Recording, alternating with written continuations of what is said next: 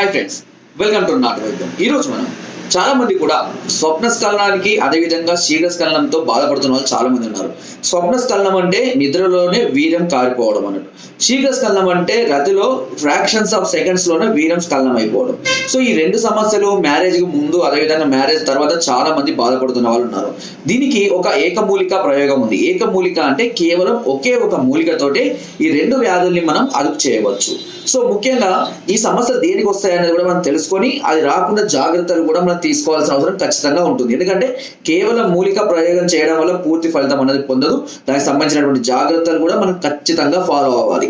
So ముఖ్యంగా స్వప్న స్ఖలనం రావడానికి గల కారణాలు ఏంటి అని అంటే, చాలా మంది కూడా అధికంగా హస్తప్రయోగం చేసి ఈ సమస్యతో ప్రాబ్లం ఉంది అంటే దీనివల్ల ప్రాబ్లం ఉందని తెలిసి ఏం చేస్తారంటే ఒకేసారిగా ఆపివేస్తారు. ఇలా ఒకేసారి ఆపివేయడం వల్ల చాలా మందిలో ఫీలింగ్స్, కోరికలు, హార్మోన్స్ పెరిగి ఉంటాయి కాబట్టి ఖచ్చితంగా ఏదో ఒక సందర్భంలో ఆలోచిస్తూ ఉంటారు. ఏదో ఒకటి చూసినప్పుడు ఫీలింగ్స్ అనేవి కలుగుతాయి కాబట్టి ఆటోమేటిక్గా వీర్యం అనేది రెడీ అవుతూ ఉంటుంది. కానీ స్ఖలనం అవ్వడం లేదు కాబట్టి అది ఏం చేస్తుందంటే రాత్రిపూట మీకు ఏదైనా రతి చేస్తున్నట్టు కానీ ఏదైనా కోరికలు కలగానే ఏమవుతుందంటే ఆటోమేటిక్గా దానంతట అదే ఓవర్గా ఫ్లో అయిపోయి ఉండడం వల్ల బయటకు వచ్చేస్తుంటుంది.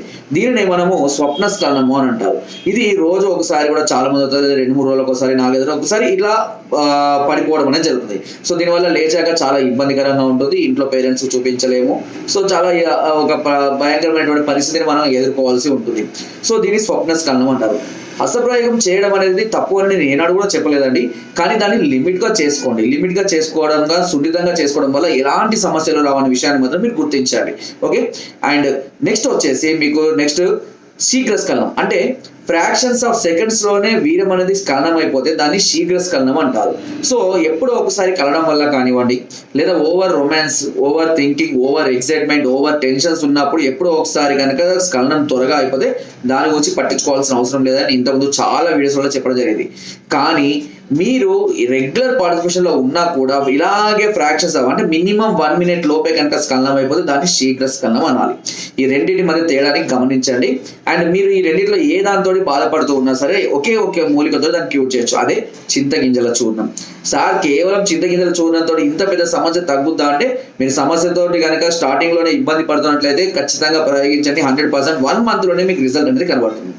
దీనికి చేయవలసిన ఏంటంటే, చింతగింజలు కొన్ని మనకైతే అందుబాటులోనే ఉంటాయి. చింతగింజలు చాలా చాలా సులువుగా దొరుకుతాయి మనకు. చింతగింజలు కొన్ని తీసుకొని దూరగా వేయించండి. దూరగా వేయించిన తర్వాత కొద్దిసేపు చల్లారిన తర్వాత పైన పొట్టు వస్తుంది. ఆ పొట్టును తీసేయండి. లోపల గింజ ఉంటుంది కదా, దాన్ని సరదాగా పాతకాలంలో చాలా మంది డైజెషన్ కోసం వాడుతూ ఉండేవాళ్ళు కూడా. సో ఆ ఎండిన గింజలు తీసుకొని మంచిగా గ్రైండ్ చేయండి, పొడి అవుతుంది.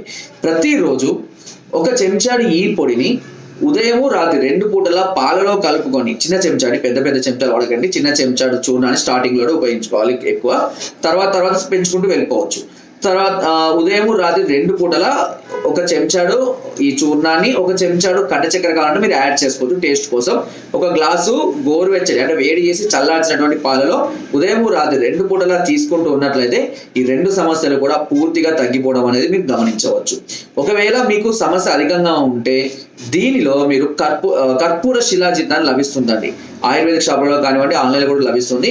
కర్పూర శిలాజిత్తుని సమభాగంగా కలుపుకోవాలి. అంటే మీరు అదెంత తీసుకుంటున్నారో ఇదంతా అంటే 1 పావు కేజీ 2 మిక్స్ చేసుకొని పెట్టుకొని దాన్ని కూడా 1/2 చెంచా నుంచి చెంచా మోతాదులో ప్రతిరోజు తీసుకుంటూ ఉన్నా కూడా సమస్య చాలా త్వరగా క్యూర్ అవడం అనేది జరుగుతూ ఉంటుంది. ఇది చాలా అద్భుతంగా పనిచేస్తుంది. ఎందుకంటే దీని గురించి ఇంత ముందు కూడా నేను చెప్పడం జరిగింది.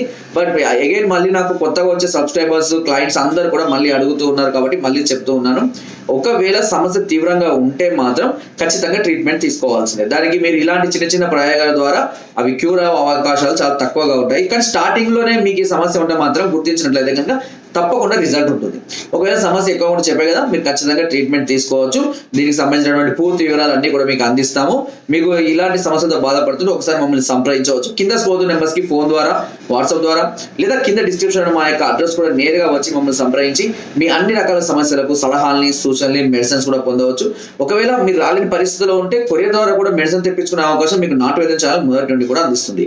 నా వీడియోస్ తప్పకుండా లైక్ చేయండి, షేర్ చేయండి అండ్ సబ్స్క్రైబ్ చేయడం మాత్రం అస్సలు మర్చిపోకండి. కింద డిస్క్రిప్షన్ మన గ్రూప్ లింక్ ఉంది. లింక్ ద్వారా జాయిన్ అవ్వండి. మరెన్నో అద్భుతమైన చిట్కాలను అందులో నేను ఎప్పటికప్పుడు పంపిస్తూనే ఉంటాను.